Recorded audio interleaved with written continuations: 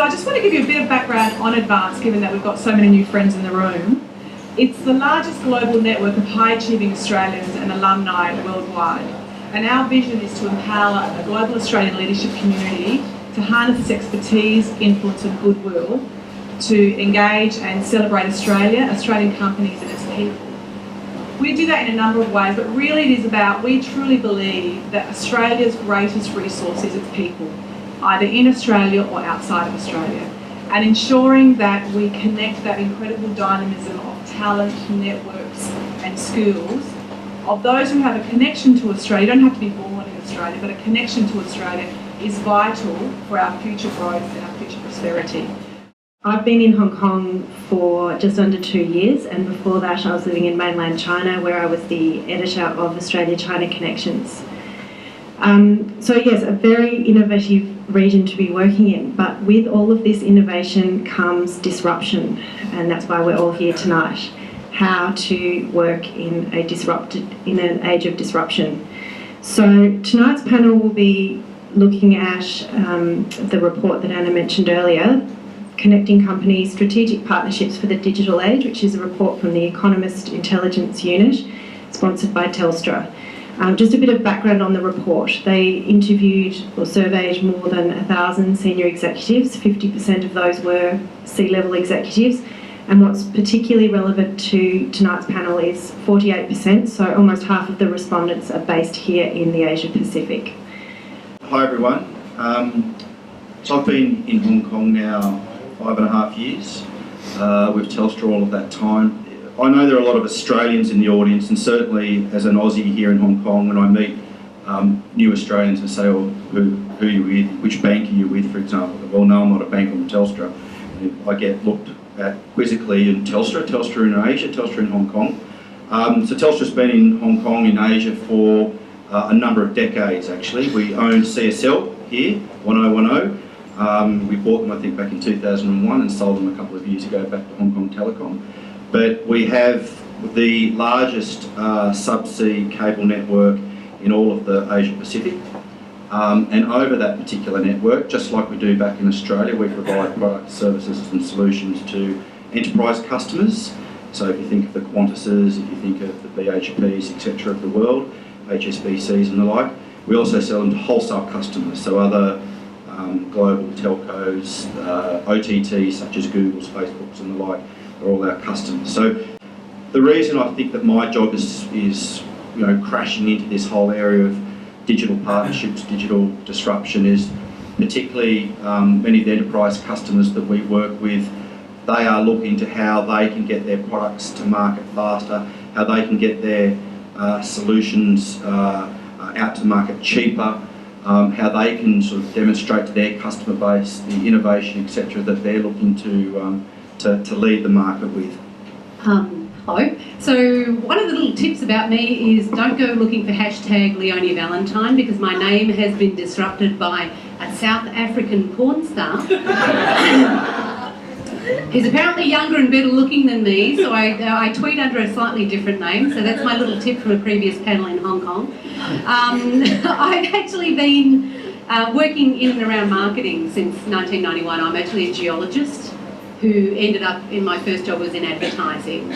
So my whole career has been a series of disruptions because, when we started in advertising, we were doing sales promotions in service stations and doing TV ads in Australia. It was pretty cool, and nothing like the internet actually existed. So kind of fast forward to 2 years ago, and Google were looking for a customer experience director for APAC, and I just randomly got a LinkedIn message saying, would you be interested in a job at Google? And I'm like, oh my God. Okay, doing what? Seems to be a theme of my career. And they explained the role, and I still didn't have a clue when I got the job. So what I actually do today is I run customer experience for APAC. That's a portfolio of 375,000 customers across the Asia-Pac region. I've got people in 8 different offices. So it's Korea, Japan, Australia, Singapore, KL, and then 2 sites in India. So it's a fascinating role, leading a really interesting group of people. And what we do is we actually help small to medium businesses be successful online. At this stage, I guess I call myself an investorpreneur. So an entrepreneur who also invests. I'm really interested in the whole startup scene and a mentor and investor in a number of startups. And in my own career, I built a traditional communications firm. And we started out doing things like printing off press releases on pieces of paper about really cool digital companies, right? And doing PR and very sort of real world type of communications for really interesting companies. And then over time realized that maybe actually it was time to drink the Kool-Aid and do things in a digital way. So over the period of that previous business, went from sort of 10% digital to 90% digital. And the other thing is, if you think, imagine you're like a kid in Toys R Us and you've got like an unlimited debit card and you can walk in and you can buy any toy. And that's really, I think, where we are in terms of digital partnerships now, right? There's a company out there and a platform that does just about anything you can possibly imagine. And you have an unlimited, actually debit cards wouldn't be unlimited, would they? So it'd be an unlimited credit card to go and buy anything that you want, right? And so you want data, it's out there. You want platforms, it's out there. You want storage space, it's out there. You want algorithms, it's out there for you. And we'll talk about that, I guess, as the evening goes on. But in terms of digital partnerships and marketing, that's what we're really interested in current Asia. How can we put those pieces together and give companies competitive advantage, disrupt their sectors, and get a real end-to-end single data view of their customers all the way through the customer journey. I've been watching this for a long time and commentating on it for a long time. And in the last 7.5 years, Hong Kong has really started with a vibrant, now startup community, which I think is quite awesome. I know Telstra is looking at stuff, what you guys are looking at. Even China. Now, I'm just going to give you an average. We just did a study, and this is what I love hearing about. What's the average device, do you think, mobile device in Hong Kong? Average mobile device. Remember, it's iPhone, it could be Samsung, it could be your any digital device. How many do you think? What's the average? How many per person? Yeah, how many per person? How many do you think? 5. Not bad. Yeah, it's about 5. It's not bad. Hong Kongese are usually 3 to 4. The worst of the worst is in Shanghai, about 7 to 8. But how many do you think in London? 1. Well done. How many in New York? 1 to 2. Right. How many? Pages. Yeah, no, that's right. That's it. How many do you think are in Germany? 0.9. Sorry, your mum's calling. That's on my phone. Why I'm saying this, we have a massive disruption on this side of the world. And I'm really privileged. Even when I was global head for 8 years, I spent all my time on the tech and everything else on this side of the world. Up north, our brothers and sisters up north are now spending more on digital, putting together, than our European and US counterparts. Right? Indonesia, I love the comment you made about Indonesia. Watch what the Indonesians are going to do. The other stat is the Philippines. They're all on Facebook. Everybody wants to be on Facebook. They haven't got to the smartphone as much yet, but what they're actually doing. So on our side of the world, and it's stuff that I like how Jim said it, I'm excited about. This is what I get to do for a living. And it's really cool when you're a senior guy, all the boring shit you give to somebody else, right? Hey, come on, I'm an Aussie, right? You give it to somebody else, and I get to do the cool stuff. And that's why I love my job, because in clients and innovation, this digital disruption, I spend a lot of time in the boardrooms with CEOs, COOs, and by the way, they are frightened. I think the main reason is necessity, to be honest. I think companies, at least the ones that are more forward thinking, if you like, that are embracing this sort of digital approach, digital solutions, whether it be about producing new products or services or getting into new markets or taking cost out of the business, doesn't really matter which, but by necessity they're having to do that because they are operating in an environment, whether it be their sort of traditional environment or whether the products and services that they've been selling for a long time, that is being slowly eroded, actually probably not even slowly eroded, being significantly eroded at a very sort of high pace of time. One of the things, for example, that we looked at doing was in Indonesia. So Indonesia, we've referenced that a couple of times here. Now Indonesia is, it's a notoriously difficult company to do business in. Certainly as an Australian company going in there by ourselves, I don't think it would last very long. We could probably ride it out, but it's not going to be a success for a company such as Telstra, I would put forward. So rather the approach that we took was to partner with Telkom Indonesia and created a joint venture.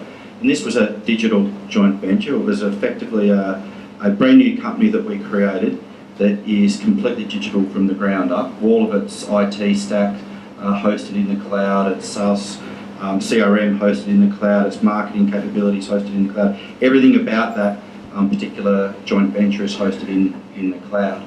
And we are having substantial success in how we've gone into that particular market, where we have partnered with someone who obviously knows how to operate successfully in a country such as Indonesia in the form of Telkom. At least we've been able to help ourselves in our own internal consumption, but also grow our own revenues by selling that service. I think there's a couple of things. The number one market planning software in the world is Excel. Right? It's used by more ad agencies around the world to do planning than anything else. Right? So that's clearly a little bit out of sync with the time. And also, if you look at data categories, right? You've got structured data, which sits very nicely in an Excel spreadsheet, and then you've got big data, social media or whatever information flows coming out of your business, and then you've got unknown data, right? Where might be the device number, and you know this is that I'm here in this building now, and I've been doing this behavior, but you don't know who I am. Or you've dropped a cookie on my browser or something like that. And I guess what is just so interesting to me is this gap, which is just waiting for companies to grab in terms of competitive, a competitive advantage. And as I said before about Toys R Us, the tools are out there, right? And the platforms are out there. And I think, in my experience with Current Asia, is we've tried to evangelize and talk about APIs and connecting different sources of data and getting a single view of the customer and all that kind of stuff. And then people talk about organizations, and they talk about process, and they talk about people. And so I'm very excited, and I've got lots of energy for this task, but I can see that a lot of digital disruption is about organizational disruption. It's about new process, and it's about either hiring different people or having teams of people interact in different ways than they have before. I just want to make a comment on this one as well. From my perspective, it's collaboration and cooperation and communication. So we actually run the largest video conferencing network in the world in Google. So every single one of our offices, every room is absolutely equipped, which is fine. But what we've actually done is we've made use of the networks, some of our network providers, which is great. We've got the right sets of technology in terms of the physical equipment, but we've also got the smarts in terms of the right people to put all of that together in a way that makes it very easy for us to collaborate and to communicate. Workspace, disruption, digital disruption in the workspace, I think is fantastic. At Telstra, if any of you get the chance when you're in Sydney to go to 400 George Street and get on some of our floors there, it's just mind-boggling the stuff that we're doing. It's brilliant. It sounds as good as it is over in Google. But one of the things that we've probably learned it the hard way, is when you talk about workspace and digital disruption, everyone concentrates on the technology, and technology does stupendously brilliant things, but the single biggest inhibitor, if you like, is culture, and the cultural change, the change impact to getting your teams on board with this whole digital workspace environment cannot be underestimated. If you think you've got 10 people, you only think you need 10 people to deal with it, triple it, because one of the hard lessons that we learn is getting your people on board, because you know what, people are used to sitting in their desk in the same way, with the same photos, the same pot plant, the same this and the same that, and all of a sudden you rip that all away from them. They've got to work from home X percentage of the week, and they're at different desks every day, and they've got a locker that they've got to keep their stuff in. It is absolutely I completely underestimated it, but it's one of the really, really important things to just, we always forget about the people side of it, I think, sometimes. The way we work when we show our clients, and by the way, even the startups in this room, and when you do startups, they struggle to connect in digital partnerships with big corporates, because you know what they spend all their time? And by the way, a startup, it's not money that is their biggest issue. I've done mentoring a lot. It is time. They've got their product they've got to develop, they've got the right stakeholders, they've got to meet the people to put equity into their businesses, and what are they doing? They're developing PowerPoint. And we've created an Insight Centre. There is no PowerPoint.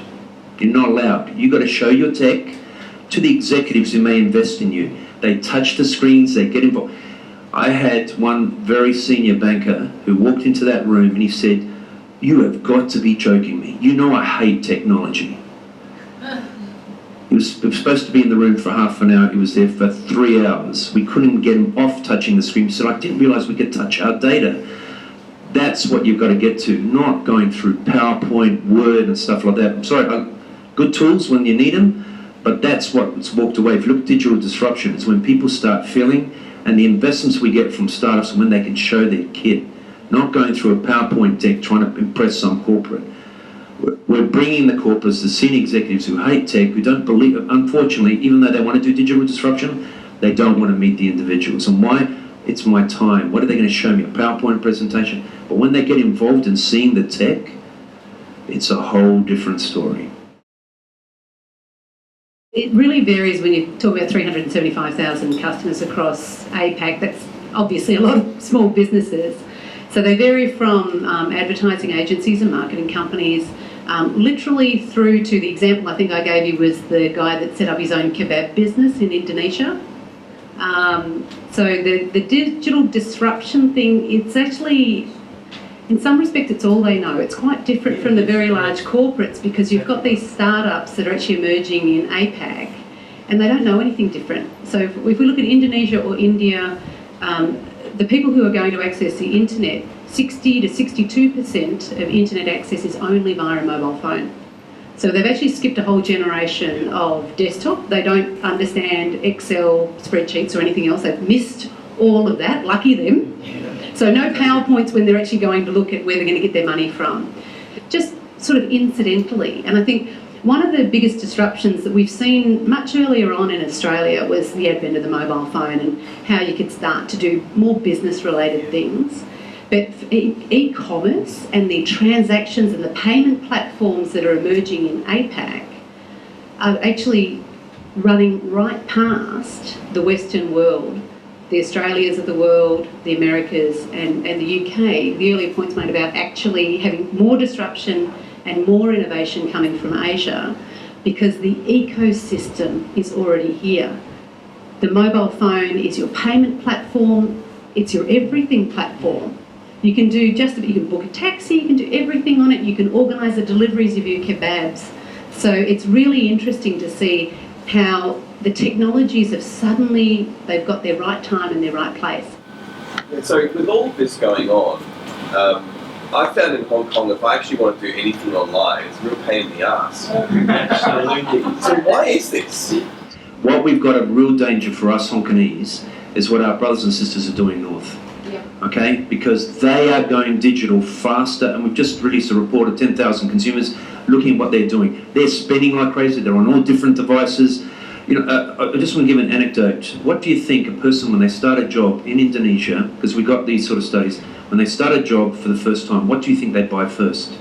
I know in Aussie what you had to buy first, because you need it for a good beer, is a fridge. Right? You know, we did a fridge or a TV. I'm showing how old I am. Nobody even looks at a TV anymore. But what do you think most of the guys in Asia do first? Even in villages, first thing, before in a bowl of rice, what do you think? Mobile phone. They only got it right. That's what they're buying. And what you got in Hong Kong, we become a services economy. 93% now service economy in Hong Kong. But what you've got is lying on the back that we're still ahead. We're not. Right? So Hong Kong is in a danger of being behind. But what I do like, and watching the last 7.5 years that I've been here, is Hong Kong's startup community is starting to try to fight back. Because that community is what makes the change, and that grassroots. I really like Randy saying, it's actually at the lowest level, not the big corporates, because the big corporates don't like change. They like it the old way because it costs money, right? But we're showing them, like in our Insight Centre, that if you look at this new tech is not $300, $400 million anymore, 10-year, 20-year program. Going to the Google stuff, you're on it very, very quickly. I'm not saying they're cheap. It's high quality stuff at its startup price. No, it is, right? It affects our profession, but Hong Kong is still behind for that very reasons. We're very complacent in Hong Kong. We don't know our brothers and sisters north and Indonesia or even the Philippines will surpass us. I guess the sort of ironic experience that I had is I thought I would come in and sort of help change the world by stitching different platforms and algorithms together, and with APIs and connectors and dashboards and stuff like that. And very shortly into this journey, which for me is about 14 months now, I ran into content. So you can do as much as you want with the technology, but then people say, but what do I do with content? And you say, well, that's very interesting. You've got an advertising agency, and you've got a sales promotions agency, and you've got a PR agency, and you've got 150 people on your team, and you're asking about content. But what they're saying is, what is the kind of neural pathway for content, right? What is interesting, what's relevant? We don't live in a broadcast economy anymore, right? So, and you see a lot of ad agencies trying to sneak into the back door where they create a loving 3-minute film, which is designed to be viral, which is what we used to call a commercial, right? It's the same kind of thing. So I guess, one experience that I've had is that there is a place for people in all of this, but it's the equation is sort of flipped around. You're looking through the other side of the telescope, where how do we allow the platforms and the digital tools to make us more effective, right? It's not there to replace us, but we need to harness those in order to be more effective. As consumers, we're there already, I think, but I think enterprises, businesses, we're really only at the bleeding edge of adoption of digital strategies, taking our products digitally, making sure our customers can consume our products through a digital experience and so on. We're absolutely only at the cusp, and that's because of attitude. And I think the enterprise, the boardrooms, the C-levels, people like us, as we start to proliferate throughout the economy, that single biggest change for me would be attitude. I think the concept of smart is the one that I'm really interested in. So it's really disconcerting to be in a place like Silicon Valley and the cars pass you with no one in them, and they actually stop at the traffic lights and they don't run me over on my Google bike, which is a good thing. So I think where we're looking at smart cities and smart technologies and just this, we're using things like AI, etc., and we're learning about different types of systems where humans still have a place, but what we're actually doing is we're getting rid of the things that are no longer necessary. I think it's a portion of smart, which is heuristic. So you can go down to the market and buy a little plug-in thing that turns the lights on at night and turns them off in the morning. But the ability of software platforms, digital tools and resources to infer things and to understand things, right? And to combine El Nino and what you had for breakfast and where, where your geolocation of your mobile device is. That's the really cool stuff. And, if, like a Google hero of the story is, when you turn on your Android device and it tells you how long it's going to take you to get from home to work, and you never told the device which was home and which was work, right? That kind of heuristic intelligence, I think, is going to be transformational. When we talk about, driverless cars, and everyone goes, I love driving my car. Do you know the other thing too, what's happening in Hong Kong? It's going to be an aged population very, very quick. Do you know they take away your license at a certain age? How do they get around? My parents are old. In Australia, at 75, you're done. You don't get to drive. They can't see their friends.